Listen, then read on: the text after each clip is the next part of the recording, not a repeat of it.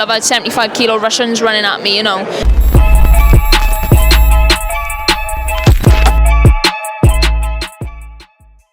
This is Jonathan Agger, fifth Pro Boxing Fans, joined by Lauren Price, Olympic gold medalist and potentially Saturday night world champion in Wales. How excited are you?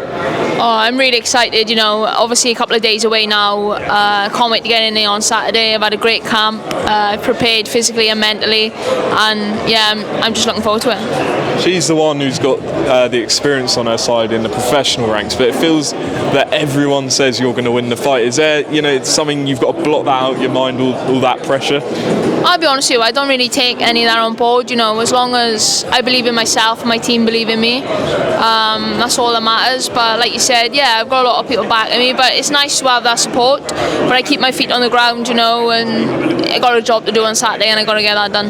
In terms of, you know, her style and stuff, have you seen that before, would you say? You've had so many amateur fights and, you know, 7th pro fight, but have you seen her style previously? Yeah, I think obviously like she likes to turn it into a dog fight, you know. I respect her. She's a legitimate champion and she can fight. And like you said, yeah, in the amateurs I come across every single style. I've had 75 kilo Russians running at me, you know. There's nothing really which I haven't been tested with. So I prepared whether she stands off me and is cagey or whether she comes out from the start.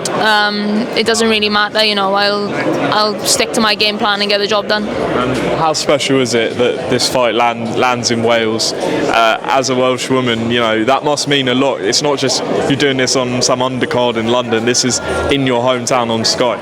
Oh, it's massive, you know. That was one of the main things, you know, when I turned over professional. I wanted to box in front of my own fans, and, you know, being Welsh, I'm very proud to be Welsh, and we're a small nation, but we back our own and support our own. So there's going to be some noise in there come Saturday, and I can't wait. Obviously, Welsh boxing is sort of going through, you know, maybe a transition. Maybe it's back on the up with Paul Dina, yourself.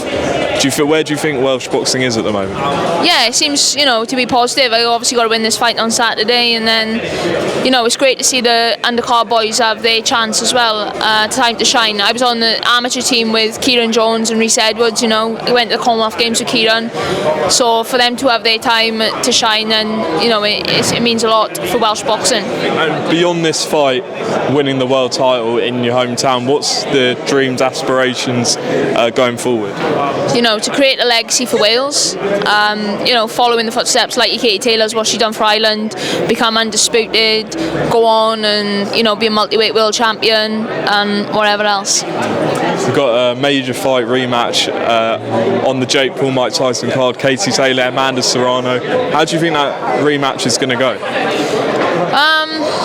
I don't know, if I had to swear I'd probably say Taylor. I'll stick with Taylor, but, you know, fair play to the pair of them. Got complete respect for them, you know, what they've done for women's boxing and boxing in general. I think they're having like 6 million or something like that, and so, you know, fair play.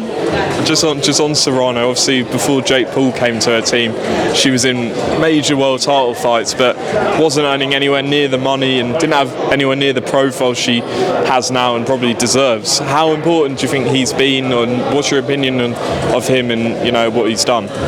Yeah, from that point of view, you know, I think he's great. You know, how he's helped, and you know, like you said, she's financially, you know, she's settled and she's earning a fortune. So yeah, I can't fault him and I'll take my hat off to him. Fair play. Finally, obviously you being a Southpaw, I've got to ask you about next week, another Southpaw in Usyk challenging Tyson Fury.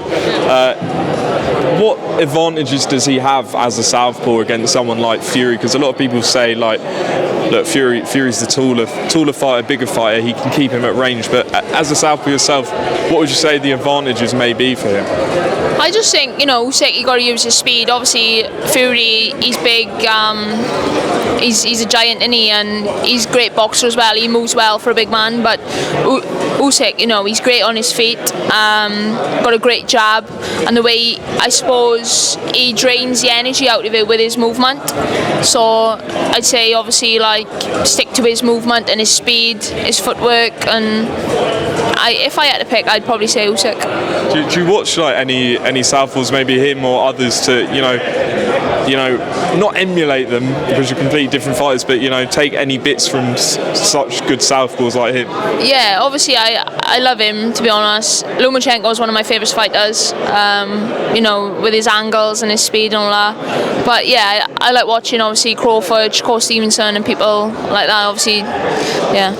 Brilliant. Well, Lauren, good luck Saturday night. It's going to be a big night for Wales. Anything you want to say to your fans? No, just a massive thank you again. Been overwhelmed with the support, and can't wait to put on a show for you on Saturday. Good luck, Lauren. Thank you very much.